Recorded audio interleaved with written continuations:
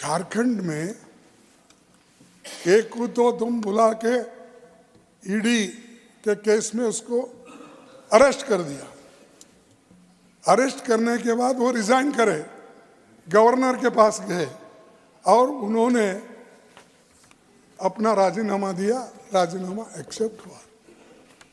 अगर राजीनामा एक्सेप्ट होने के बाद 43 लोग लाइन में बस में बैठे हुए थे, उनके सिग्नेचर लेकर उनको दिया, तब उन्होंने ये भी नामांकित किया कि फलाना फलाना चंपा सूरन उसको लीडर बनाइए हमारे पार्टी की तरफ से। तो वो आदिवासी नेता देने के बाद भी वहां के गवर्नर बोले मैं इसके ऊपर सोचता हूं। तो ये अपोजिशन के लिए। और आप क्या कर रहे हैं? नीतीश साहब बिहार में राजीनामा दिए, 15 मिनट में राजीनामा स्वीकार हुआ। उनको वोट लेने की, शपथ लेने की टाइम भी दी गई और उन्होंने उसी वक्त अपना कैबिनेट भी फॉर्म किया। अरे आधा घंटे में एक का काम सब होता है और यहाँ मेजॉरिटी रहते हुए एक ही पार्टी की, एक ही महागठबंधन की, उनको ऐसा करते। Is it this democracy sir? और एक चाइना का बारे में यहाँ पर कुछ नहीं कहा गया। राष्ट्रपति जी ने हमारी सेनाएं आज जैसे को तैसा की नीति के साथ जवाब दे रही है। सच्चाई यह है कि हम अपनी जमीन चीन के कब्जे में छोड़ते जा रहे हैं। यही अभी वीडियो में भी सामने आया है। इसी महीने चीन के पीएलए सैनिकों ने पेट्रोलिंग पॉइंट 35 और 36 के पास के चरागाह क्षेत्रों के एक भारतीय चरवाहों को जाने से रोका। यानी ये स्थिति है बॉर्डर पे भी, और इसको अगर रोक नहीं पाए तो वो और अंदर आते आते आते वो बाद में एक बहुत बड़ा झगड़ा होते रहता है और शांति नहीं रहेगी।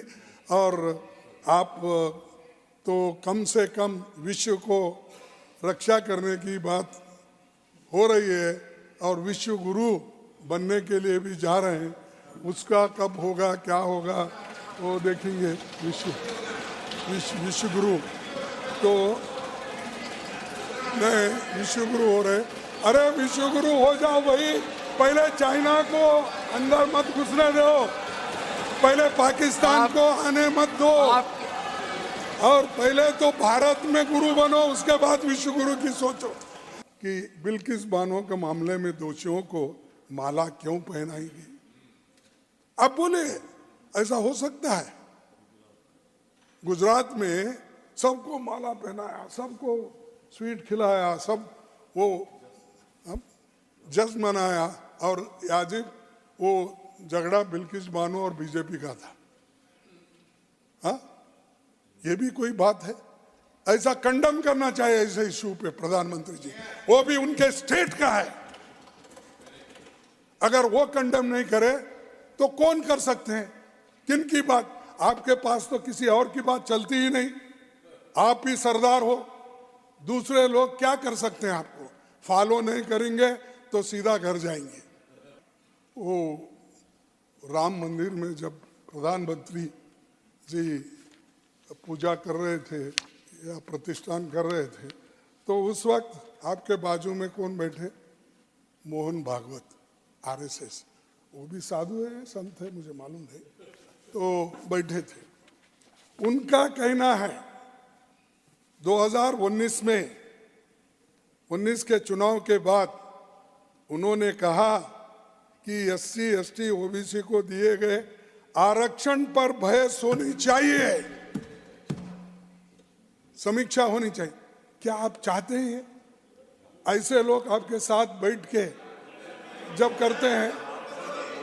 हाँ, और झारखंड में बोले थे, चलो तो ये 2015 में उन्होंने ऐसी ही बयान दिया, फिर भारी विरोध के बाद वो पलट गए।